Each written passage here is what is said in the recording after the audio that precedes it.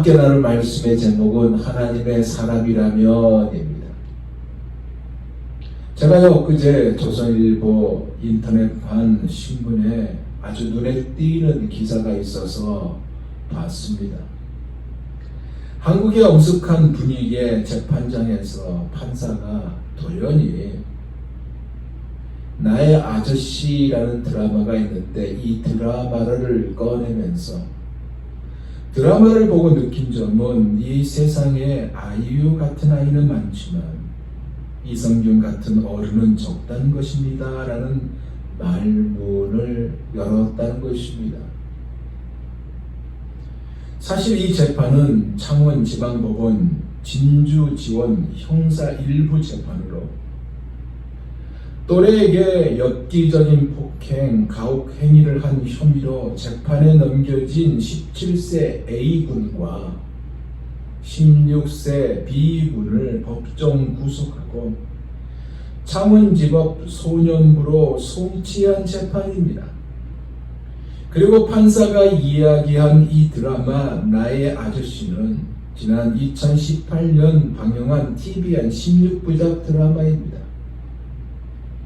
불우한 환경에서 자라 소외되고 고통받던 아이유 역할의 여주인공이 자신의 미래를 진심으로 응원해 주던 아저씨 이성균이 분한 남주인공을 만나 당당한 직장인이 되는 줄거리인데 판사는 말하기를 소년범 사건을 접하면 엄벌이 필요하다고 생각되지만 성장 환경, 가족 관계 등 마음속 이야기를 들어보면 제도적 관심과 보살핌을 제대로 하지 못한 어른의 잘못이 있다라면서 이 세상에는 아이유 같은 아이는 많다는 이야기를 했습니다.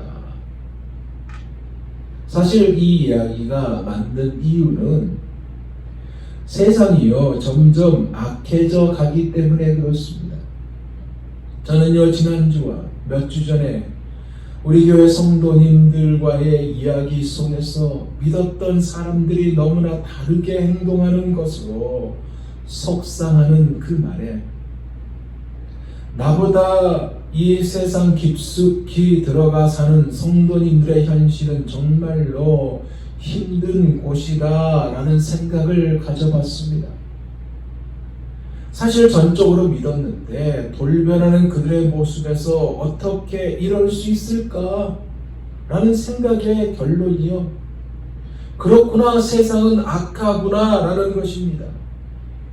사실 목사는요 여러분보다 세상을 아직 잘 모를 수 있습니다. 왜냐하면 세상에서 한 발 뒤로 물러나 주로 교회 일을 하기에 그렇습니다. 그리고 성도님들은 인생 최전선에서 뛰는 사람들이라 교회 울타리 안에 있는 목사는 성도들이 세상의 현장에서 보고 느끼고 경험하는 모든 것들을 잘 경험하지 못한다는 것이 솔직한 마음입니다. 그만큼 악한 세상이고 지금의 현실은 선과 악을 구별하기조차 어려운 혼돈 시대라 선한 것을 선이라고 강하게 주장하지 못하고 악을 악이라고 마음대로 말하지 못합니다.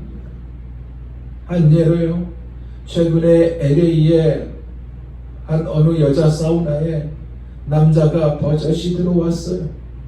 자신이 여성이라고 하면서요 있을 수 없는 일이 벌어졌는데 이것을 가지고 갑론을박해도 오히려 짓을 벌인 그가 큰 소리를 치는 현실입니다.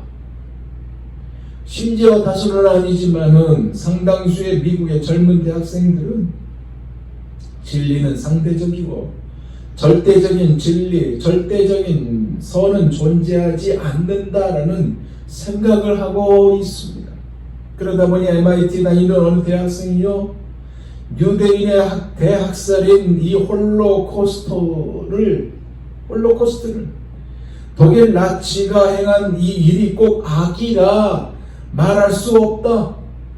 어떤 면에서는 그것이 선이다라는 회개한 주장을 하는 것입니다.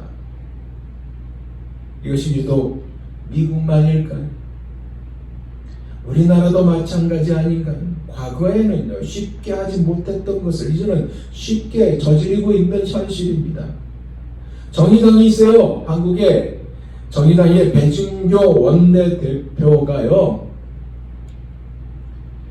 내달 예정된 한미연합훈련이 관성적으로 치러지면 강경의 악순환이 재현돼 오히려 안보에 위협이 될 가능성이 있다는 이유로 훈련 중단을 촉구하는 결의안을 국회에 발의했습니다.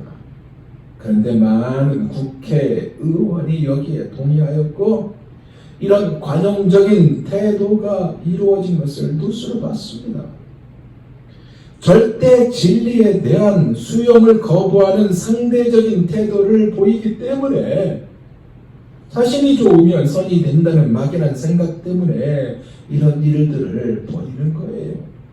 그만큼 세상은요, 강교하고 이 강교한 악한 세상에 우리가 살고 있습니다. 우리는 빛과 소금이라고 주님께서 말씀하시지만 현실은 선한 사람으로 살기에는 힘들게 만들고 있어요. 그러면 어떻게 선한 사람으로 살 수 있을까요?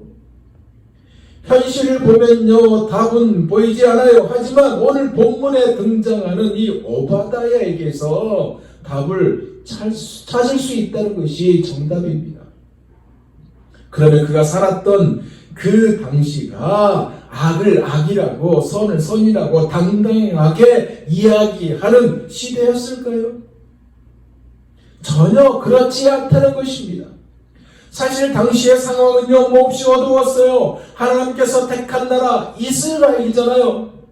하나님과 특별한 언약을 맺고 하나님이 직접 다스리는 신정 국가인 그 나라가 남으로는 유다로 북으로는 북이스라엘로 분단이 되고 말았습니다.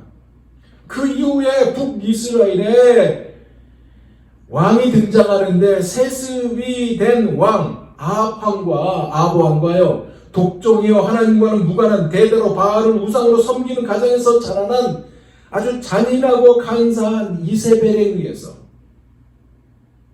온통 바알과 아세라 우상을 섬기는 나라가 되어버렸고 강압적인 우상 숭배 정책으로 소수를 제외한 모든 이스라엘 백성들이 하나님 앞에 큰 죄를 범하게 되어버린 상황입니다.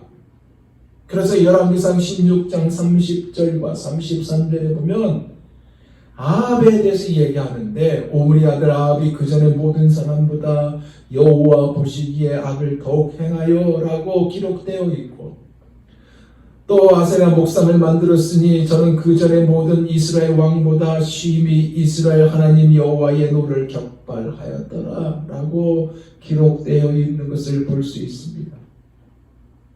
이러니 하나님께서 어떻게 하겠어요? 더는 내두지 않았고 심판하셨습니다. 무려 3년 반이나 넘는 가뭄이 찾아왔어요. 그러니까 북이스라엘은 완전히 초토화되어 버렸습니다. 그랬는데도 아합 왕은 회개하지 않고 더욱 기승을 벌였다는 것이 그 당시 상황이란 얘기예요. 이런 상황에서 오늘 이야기할 이 오바다가 군내 대신으로 있었던 거 아닙니까? 아합 왕의 가장 충성된 신하였다는 사실입니다. 하나님을 신실하게 경외한 자였고 3절에 이렇게 기록되어 있는데 현대인의 성경을 보니까 이렇게 기록되어 있어요. 들어보세요. 아합이 자기 왕궁 관리를 맡고 있는 오바다를 불렀습니다. 오바다는 여호와를 지극히 경외하는 사람이었습니다. 무슨 얘기예요? 우상 숭배에 찌들어 있는 사악한 왕 밑에서 그들과 같은 부류가 아니라 하나님을 지극히 경외한 자로서 국내 대신에 공직을 하였다는 얘기예요. 특히 크게 여호와를 경외한 자로 언급되고 있듯이 그런 적당히 하나님을 섬기는 자가 아니라 누구보다도 하나님을 섬기고 경외하며 사랑했던 경건한 사람. 그래서 엘리야도 12절에 보니까 어려서부터 여호와를 경외한 자라는 그 이야기를 하고 있고 그를 인정하고 있다는 사실 아닙니까? 그럼 여호와를 경외한다는 의미가 무엇이겠어요? 사전을 찾아보니까 누군가를 존경한다, 공경한다, 섬긴다는 뜻으로 번역되기도 해요. 그런데 독일어에는 어떤 의미가 있냐면 하나님에 대해서 매우 진지하고 신실하게 임한다라는 의미를 가지고 있어요. 그러니까 하나님을 무서워하는 것이 아니라 경외가요. 무서워하는 것이 아니라 거룩과 존경과 강렬한 사랑이 합해진 가운데 그 앞에 나가는 것을 의미합니다. 그래서 오바댜는 어릴 때부터 하나님의 어떤 분인지 무엇을 행하였는지 알기를 원했던 자였고 놀랍고 깊은 기쁨과 사랑이 동시에 경험되었던 자였습니다. 이것이 그에게 있어서 아합과 이세벨이 바알 신전에서 무릎 꿇고 절하는 마당인데도 우상 숭배에 몸을 더럽히지 않고 자신을 지킬 수 있었다는 이야기 아닙니까? 그러면 정말로 여호와를 경외한 이것이 그렇게 할 수 있었던 것일까요? 그 외 다른 것이 오바댜에게는 없는 것일까요? 오늘 본문은요 명확하게 그 답을 주고 있지 않습니다. 하지만요 오바댜와 지금의 현실을 비교하며 우리가 어떻게 살아야 하는지에 대한 답을 주고 있다는 것입니다. 그것의 첫째가 뭐냐? 이미 정해진 구조적인 악이 있잖아요. 아합과 이세벨에 의해서 구조적인 그 악을 오바댜는 피하지 않았다는 것입니다. 앞에서 이야기했듯이요 오바댜가 살던 시대나 아합 궁전은 이미 이세벨에 의해서 정착된 구조적인 악이 정립되어 있었고 성립되어 있었습니다. 그러니 선한 것들은 거의 없었다고 봐야 하는 것이 정상입니다. 이런 상황에서 신앙생활을 제대로 한다? 꿈도 꾸지 말아야 되는 거예요. 도망가는 것이 정상이고 피하라고 이야기하지 않을까요? 왜냐하면 경건을 지키는 것이 답이라고 말할 수 있기 때문에 그렇습니다. 즉 악한 곳에 몸을 담고 있지 말고 피하는 것이 상책이라 말한다는 것이에요. 초기 기독교 역사를 보면요 인간 세상의 그 번잡함으로부터 멀리 떨어져 하나님에게만 집중할 수 있는 그러한 마음을 가지고 사막에서 운둔하여 살았던 자들이 있었습니다. 그 중에 유명한 자가 누구냐? 이집트의 안토니우스예요. 그는요 홍해 근처의 칼라산에 있는 동굴에 살았습니다. 하얀 수염을 기르고 짐승 가죽을 몸에 걸쳤어요. 그가 죽은 후에 그를 따르는 이들이 산 낮은 곳에 예배당을 지었거든요. 그것이 바로 이집트의 꼽트 정교입니다. 오바댜가 이렇게 했느냐는 거예요. 오바댜는 그렇게 하지 않았어요. 오바댜는 순교를 각오하고 구조적인 악을 피하지 않았으며 하나님을 믿는 확고한 믿음과 열정을 가지고 지켰다는 것이 답입니다. 즉 그는 성실함으로 오히려 궁정에서 자기 지위와 명예를 포기하지 못하게 만들었습니다. 여러분 우리라면 절대로 할 수 없고 못한다고 했을 것을 그는 그렇게 했는데 그 이유가 뭘까? 먼저 하나님과 끊임없이 만나는 것이 있었고 즉 하나님을 경외한 것이 있었고 하나님이 주신 힘과 지혜가 가능하게 했을 것이라는 추정을 해볼 수 있습니다. 즉 갑자기 되는 것이 아니라는 얘기예요. 어렸을 때부터 하나님을 사랑하는 자였다고 했잖아요. 그래서 날마다 하나님께 나와 기도로 말씀으로 만났을 그였습니다. 문제가 앞에 나타나면 그 문제를 놓고 하나님을 찾았고 그 문제를 해결해 주신 하나님을 찬양하는 그였다는 것입니다. 사랑하는 여러분, 이 오바댜와 비슷한 자가 요셉 아닙니까? 형들에 의해서 애굽으로 팔려간 노예가 되어버린 요셉입니다. 생각해보세요. 그가 끌려갔던 그곳 애굽은 온통 우상 숭배로 더럽혀진 나라 아닙니까? 어쩌면 하나님을 섬기는 자는요, 요셉 혼자였을지도 몰라요. 무슨 얘기냐? 요셉도요, 구조적인 악한 환경, 즉 구조적으로 악한 환경인 그 환경인데도 불구하고 도망가지 않았고 그 안에서 경건한 모습을 유지하며 자기 자신을 지켰다는 것입니다. 다니엘도 그렇잖아요. 포로로 끌려간 이 바벨론과 바벨론 궁정, 이 바벨론 궁정은 갖가지 우상 숭배로 더러워져 있는 구조적으로 악한 곳이었는데도 불구하고 평생 그 안에서 자신을 지켰고 하나님을 섬기는 거룩한 사람으로서의 위치를 고수했습니다. 그러니까 피한 것이 답이라면 예수님이 삭개에게 세례지기를 그만두라고 했다는 얘기입니다. 예수님의 기도가 무엇이었어요? 악에 빠지지 않게 보존하는 것이었고 구조적으로 악한 이 세상에서 하나님의 일을 하기를 원하시는 것이었다는 것입니다. 여러분, 이것이 하나님의 뜻이에요.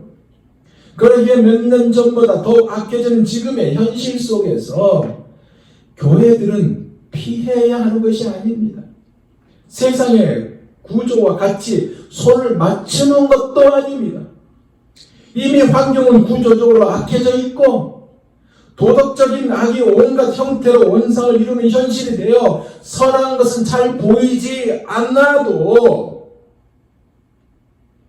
교회는 세상을 향해 책방과 함께 구조적인 악을 피하거나 도망이 아니라 힘이 들어도 하나님의 뜻을 이루어가는 것이란 얘기예요. 즉 썩고 선한 것이 보이지 않는 곳에 믿음의 사람들이 들어가도록 일꾼을 키우고 그들이 그 안에서 존재 책임을 다하게 하도록 믿음의 백성을 이루어야 한다는 겁니다. 이런 일을 할 수 있는 우리 사랑의 교회가 되도록 기도하기를 원합니다. 그런데 사실 이 일은요, 이 일을 하는 데 있어서 엄청난 대가가 따라옵니다. 그래서 존 스타트 목사님은 이런 말을 했어요. 예수 믿는 사람은 불신자와 근본적으로 달라야 했을 것이고 세상 밖에 있지 않으면서 불신 사회에 영향력을 미쳐야 했을 것인데 그렇다고 불신 사회와 똑같이 동화되지 않고 반드시 그리스도인으로서의 정체성을 유지하는 모습이 있어야 한다. 맞는 말 아닙니까? 생각해 보세요. 아합과 이세벨이 다스리는 나라입니다. 그곳에서 국내 대신의 역할을 오래 하려면 같이 우상 숭배를 하여야 오래 보존될 거 아닙니까? 그런데 그것이 아니었잖아요. 하나님을 경외한 자가 자기밖에 없으니까 더 신임을 받으려면 자기 입지를 지키기 위해서는 정직하고 탁월하며 모든 면에서 흠잡을 것이 없는 사람으로 있었을 거 아닙니까? 왜냐하면 이것이 하나님이 자신에게 내린 사명이라고 여겼기 때문에 그렇습니다. 이것은 지금도 적용되고 있습니다. 이 일을 하는 데 있어서 누군가는 목사님 우리가 무슨 힘이 있나요? 라는 분도 계실 수 있어요. 그러나 오바다가 하나님께 은혜를 받았기에 그 일을 감당할 수 있었던 것처럼 우리도 하나님의 은혜를 받으면 할 수 있습니다. 남들은 다 악한 곳에 머물러 있어도 우리는 하나님께 기도하고 하나님의 손에 붙들리며 성령의 능력을 입으면 세상 사람들이 감당하지 못하는 하나님의 종, 하나님의 제자가 될 수 있다는 것입니다. 여러분 이것을 반드시 믿으시기 바랍니다. 마지막 두 번째로는요. 도전적인 악에 대해서 오바다는 대범하게 그리고 단호하게 대처했다는 것입니다. 사랑하는 여러분. 그럼 이 도전적인 악이라는 의미가 무슨 의미일까요? 신앙을 뿌리채 흔들어 놓은 악을 말합니다. 우리가 사는 이곳은 악한 세상 아닙니까? 그러니 악의 도전은요 수시로 받습니다. 오바다도 그와 같은 도전을 받지 않았을까요? 왕 이세벨이 모든 백성들로 하여금 바알신에게 절하라고 명령했습니다.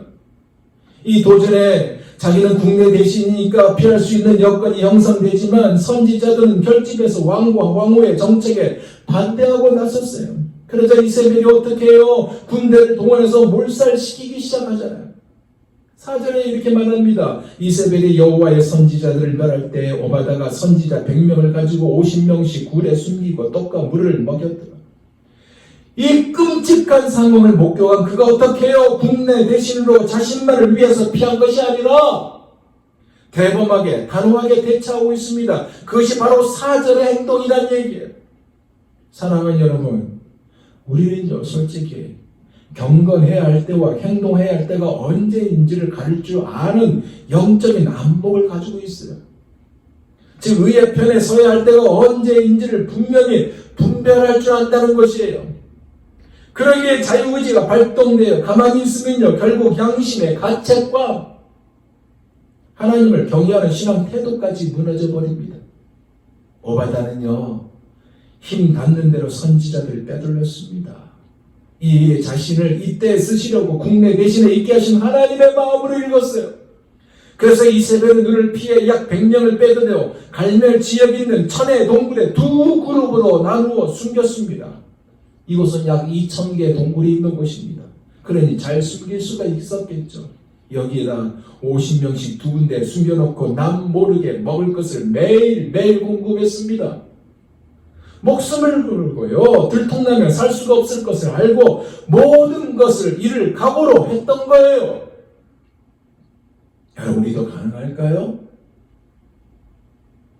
이 악한 세상에 사는 자들이고 직장에서나 모임의 다양한 곳에서 우리의 신앙 양심을 건드리는 악의 도전들이 많은데 우리도 가능할까요?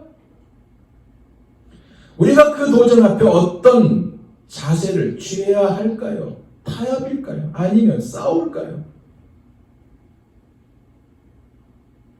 워낙에는 오바다처럼 기도하면서 하나님께서 주시는 지혜와 용기를 가지고 담대하게 맞선 우리가 되기를 원합니다. 도전적인 악 앞에서 도전하는 우리가 되기를 원합니다. 세상은 다 악한데 이것이 아니라 도전적인 악 앞에서 지켜야 할 때는 지키고 대범하게 반응할 때는 반응하는 우리가 되기를 원합니다. 이제 말씀을 마무리합니다. 최근에요 뉴스엔조이라는 인터넷 신문에 이런 글이 올라와 읽어봤습니다. 제목이 PC USA 그러니까 미국 장로 교단은 하루아침에 동성 결혼 허락하지 않았다였습니다. 이게 무슨 말이냐면 PC USA 안에 있는 한인교회 전국 총회 박성주 사무총장이 말하기를 이들이 그러니까 PC USA가 동성 인정을 40년 가까이 논의한 끝에 결의한 것이라 이야기한 것입니다. 즉 1970년대부터 이 논의를 이어와 내린 결론이 교회와 당회가 동성 결혼을 수용할 뿐만 아니라 거부할 수 있는 자율권을 헌법에 명시했다는 것이에요. 그러기에 동성의 문제는 하나님 앞에서 개인 양심에 따라 판단하면 된다는 이야기고 어느 누구도 특정 선택을 강요할 수 없다는 내용이기에 목사와 당회가 자율적인 결정을 내릴 수 있도록 헌법에 보장했다는 이야기입니다. 그럴싸하죠? 그럴싸해요. 만약에요 PC USA 안에 오바다가 있었다면 어떻게 했을까요? 같이 동조했을까요? 동조 안 합니다. 여러분 이것이 미국 교회에 불고 있는 바람이고요 이제 앞으로 한국 교회에도 불게 될 바람입니다. 오바다처럼 끝까지 대항해야 할 몫이란 이야기입니다.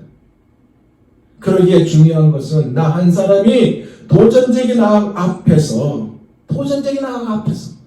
진정 예수 믿는 사람답게 처신하면 어려운 일이 생겨도 결국 이긴다는 것이고 나 한 사람을 통해 구조적으로 악한 주변 상황이 변화되고 하나님 나라로 바뀔 수 있다는 이 비전을 가져야 한다는 사실입니다.